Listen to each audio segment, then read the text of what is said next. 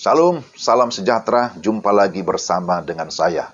Kita akan merenungkan firman Tuhan, mari kita berdoa. Ya Tuhan, ada kesempatan bagi kami merenungkan firman-Mu, terangilah hati kami, beri damai sejahtera sehingga kami dapat menerima firman-Mu dan kami dapat menerapkan dalam hidup kami. Dalam nama Tuhan Yesus, amin.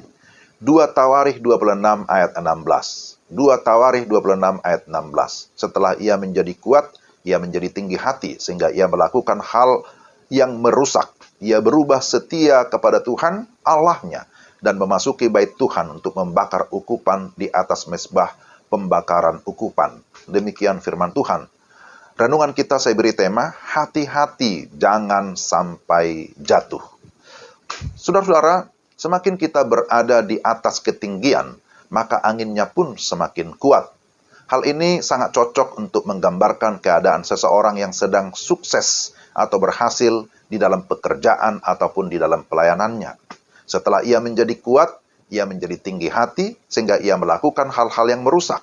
Ia berubah setia kepada Tuhan Allahnya, dan memasuki bait Tuhan untuk membakar ukupan di atas mezbah pembakaran ukupan. Itulah tadi ayat yang kita baca, 2 Tawarikh 26 ayat 16. Jadi ada 3 hal yang harus diwaspadai oleh pelayan Tuhan, oleh hamba Tuhan, ataupun oleh semua orang percaya, supaya tidak mengalami kejatuhan di saat pekerjaannya ataupun pelayanannya semakin berhasil.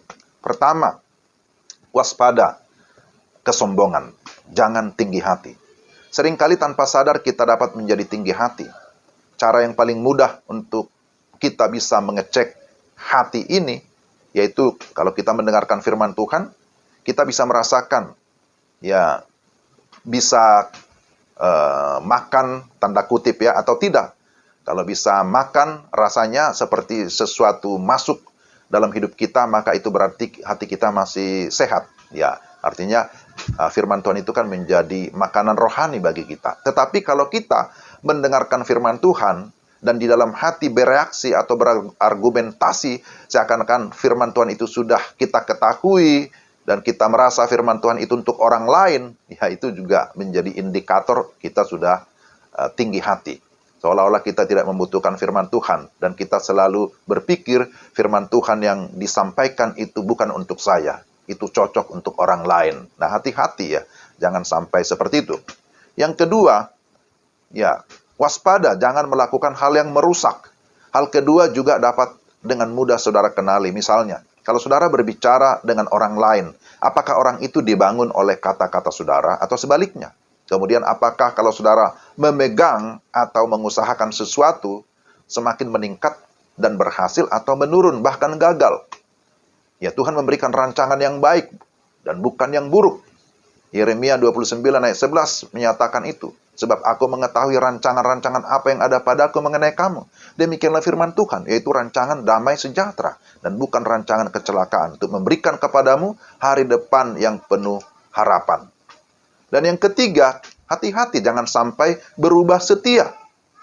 Raja Uzia, memang konteks bacaan kita bicara tentang Raja Uzia, mulai melakukan yang bukan bagiannya, keluar dari panggilan, atau istilah saya, keluar dari pagar yang sudah digariskan, yang sudah ditetapkan, keluar dari jalur.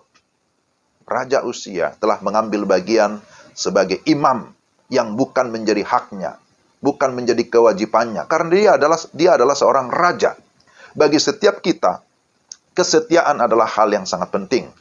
Hanya mereka yang setia yang akan menang bersama dengan Tuhan. Amin.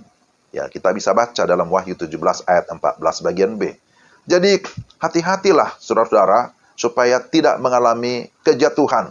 Perhatikanlah di dalam bagian ini. Ayat ini jelas menyatakan bahwa yang harus kita waspadai supaya kita jangan jatuh, yaitu jangan tinggi hati, jangan sombong, jangan melakukan hal-hal yang merusak, baik itu melalui perkataan ataupun melalui pikiran ataupun melalui tindakan kita. Dan yang ketiga dikatakan, janganlah kita berubah setia, karena Tuhan kita adalah Tuhan yang selalu setia pada perjanjiannya. Dia senantiasa mengasihi kita dalam segala keadaan.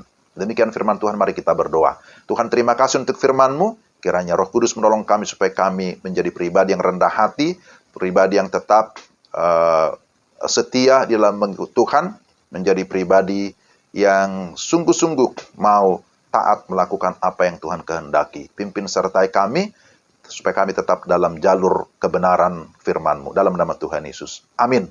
Demikianlah renungan kita. Tuhan memberkati Bapak, Ibu, dan Saudara sekalian. Salam.